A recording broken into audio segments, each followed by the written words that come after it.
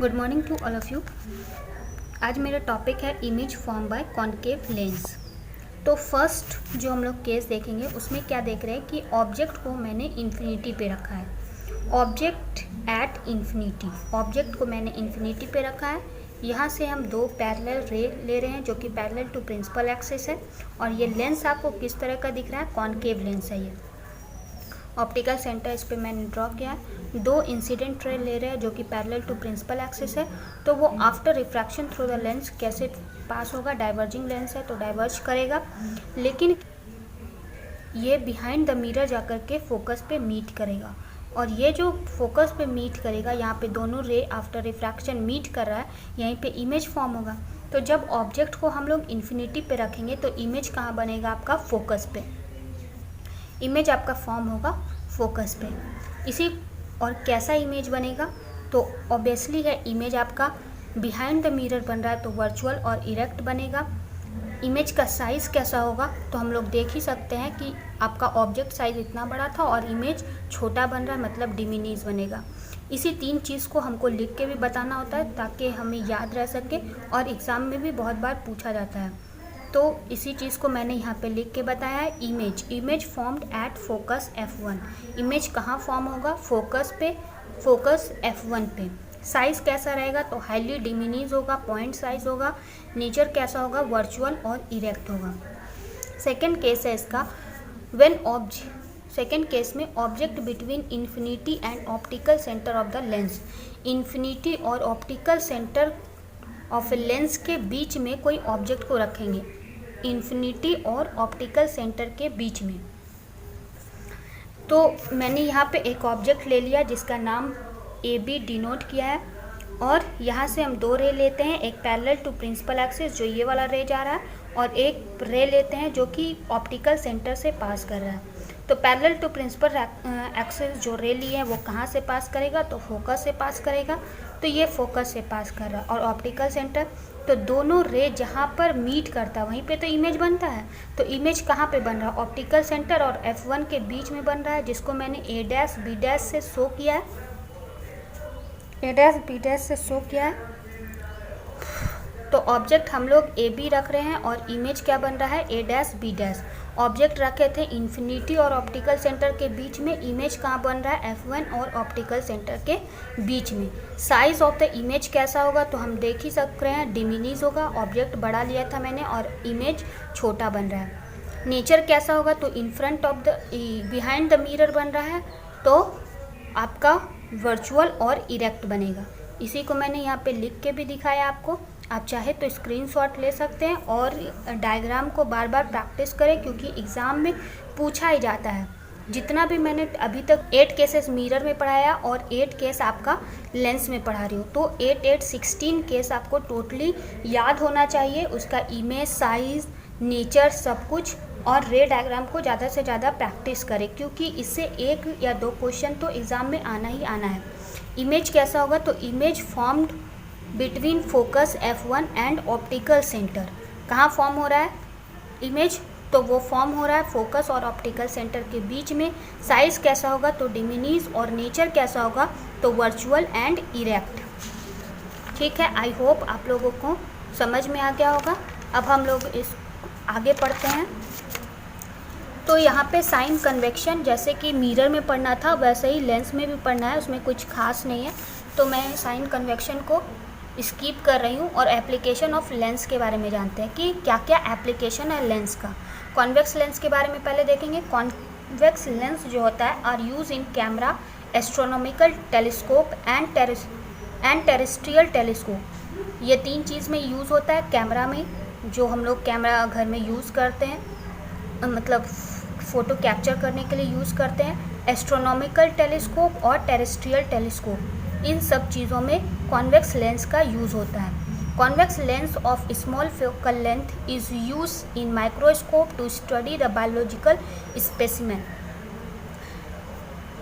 जो short focal length का आपका स्मॉल फोकल लेंथ का कॉन्वेक्स लेंस होता है, उसको हम लोग माइक्रोस्कोप में भी यूज़ करते हैं।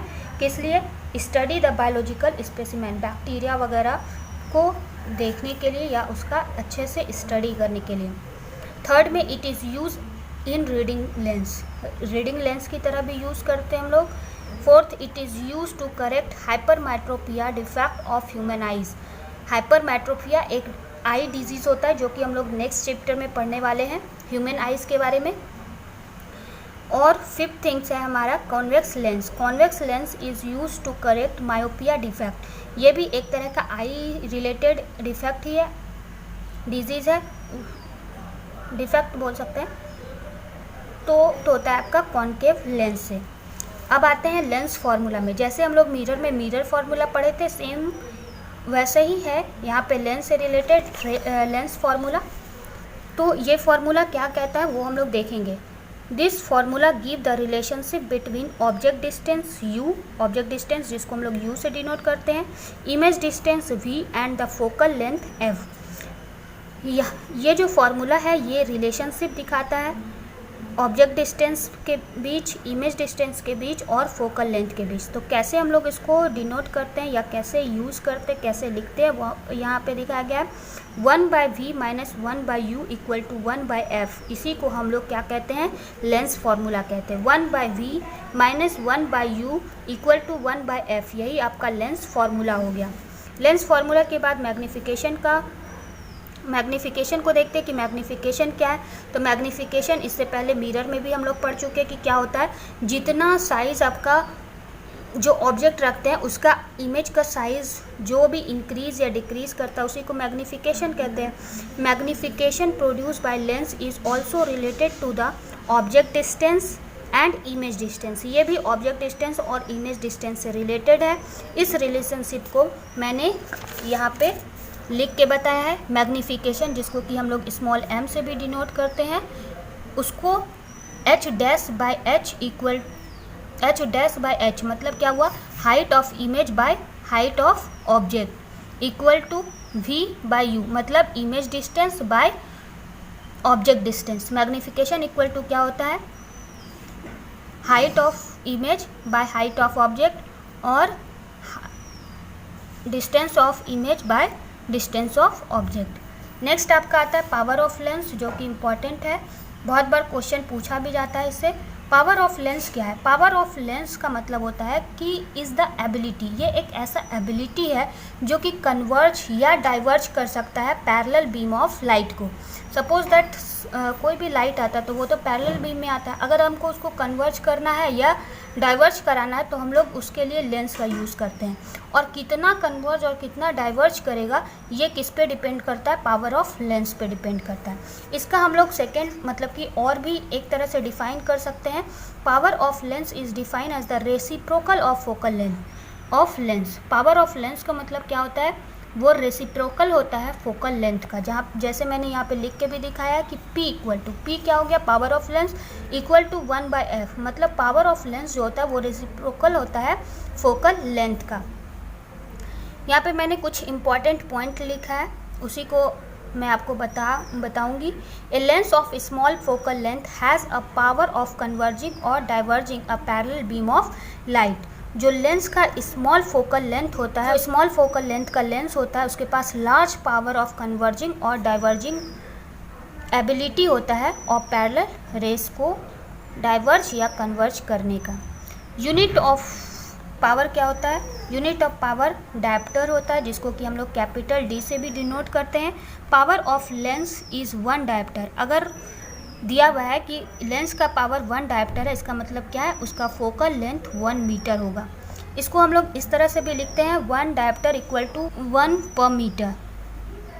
पावर ऑफ कॉन्वेक्स लेंस जो है वो पॉजिटिव होता है और power of concave lens negative होता है। इसी के साथ आपका ये चैप्टर फिनिश होता है। आई होप आप लोगों को सब कुछ समझ में आया हो। अगर कुछ समझ में नहीं आता है तो आप कमेंट करके बता सकते हैं, मैं उसको फिर से एक्सप्लेन करूँगी। Thank you. आई होप आपको वीडियो पसंद आया हो तो प्लीज़ लाइक, शेयर और सब्सक्राइब करना ना भूलें और ज़्यादा से ज़्यादा शेयर करें। Thank you.